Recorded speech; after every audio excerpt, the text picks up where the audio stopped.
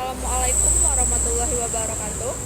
Kami dari kelompok 1 akan mempresentasikan hasil diskusi kelompok kami. Terlebih dahulu saya akan memperkenalkan nama anggota kelompok. Saya sendiri Afifah Salma sebagai moderator, Alif Rahman sebagai pemateri 1, Dina Alfiola sebagai pemateri 2, dan Dinda Dwi Putri sebagai pemateri 3.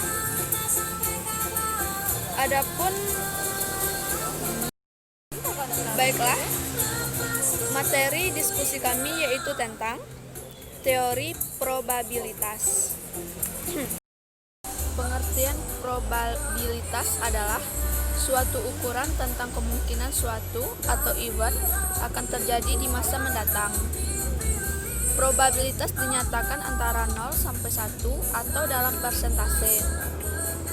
Kejadian atau kemungkinan event adalah hasil tak tentu dari suatu eksperimen atau observasi. Materi selanjutnya akan disampaikan oleh Alif. Kepada Alif disilahkan. Assalamualaikum warahmatullahi wabarakatuh. Perkenalkan, nama saya Alif Rahman, perwakilan dari kelompok 1 dengan nomor NPM 19090062. Baiklah, saya akan mencoba melanjutkan hasil diskusi kelompok kami, yaitu pendekatan probabilitas dan bagian-bagiannya. Konsep-konsep probabilitas tidak hanya penting oleh karena terapannya yang langsung pada masalah-masalah bisnis, akan tetapi juga karena probabilitas adalah dasar-dasar sampel-sampel dan inference tentang populasi dan yang dapat dibuat dari suatu sampel. Pendekatan perhitungan probabilitas ada 3, yaitu 1. Pendekatan klasik, 2. Pendekatan frekuensi relatif, dan 3. Pendekatan subjektif. Pendekatan klasik. Pendekatan klasik mengasumsikan bahwa sebuah peristiwa mempunyai kesepakatan untuk terjadi yang sama, equally likely.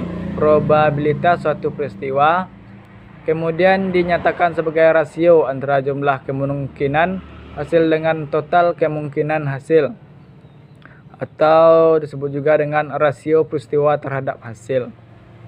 Adapun rumus untuk mencari perhitungannya yaitu probabilitas suatu peristiwa sama dengan jumlah kemungkinan dan hasil dibagi dengan jumlah total kemungkinan dan hasil.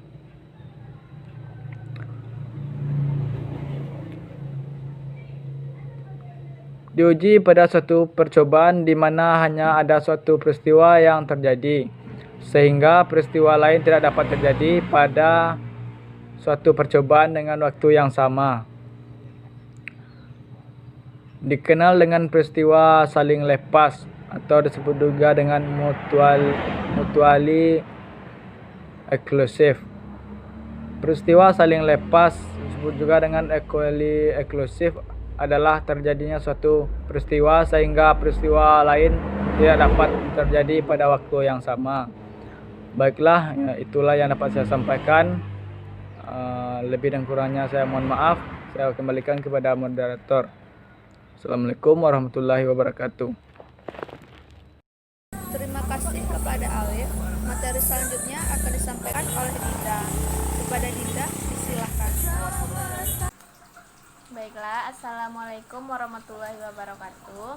Saya Dinda Dwi Putri dengan NPM 19090002 akan menjelaskan tentang azas-azas menghitung probabilitas peristiwa. Azas-azas menghitung probabilitas peristiwa ada 4. Yang pertama yaitu azas peristiwa mutually exclusive atau saling lepas. Dua peristiwa yang dikatakan sebagai mutually exclusive apabila suatu peristiwa yang terjadi akan meniadakan peristiwa yang lainnya untuk terjadi. Contohnya yaitu permukaan dadu dan permukaan koin. Yang kedua yaitu azas peristiwa non-mutually exclusive atau tidak saling asing. Dua peristiwa atau lebih dapat terjadi secara bersama atau tidak selalu bersamaan. Contohnya yaitu penarikan kartu as pada kartu bridge. Yang ketiga yaitu azas peristiwa independen atau peristiwa bebas. Suatu peristiwa yang tidak akan mempengaruhi peristiwa lainnya untuk terjadi. Contohnya yaitu sebuah dadu dilambungkan 2 kali. Yang terakhir adalah azas-azas peristiwa dependen. Ini merupakan suatu peristiwa yang mempengaruhi peristiwa lainnya untuk terjadi. Contohnya yaitu 2 kartu ditarik dari 1 set kartu bridge. Sekian penjelasan dari saya. Apabila ada kata yang salah mohon dimaafkan. Assalamualaikum warahmatullahi wabarakatuh. Terima kasih kepada Dinda yang telah menyampaikan materi terakhir. Itulah hasil diskusi kelompok kami. Kalau ada kata yang salah, mohon dimaafkan. Saya akhiri dengan wassalamualaikum warahmatullahi wabarakatuh.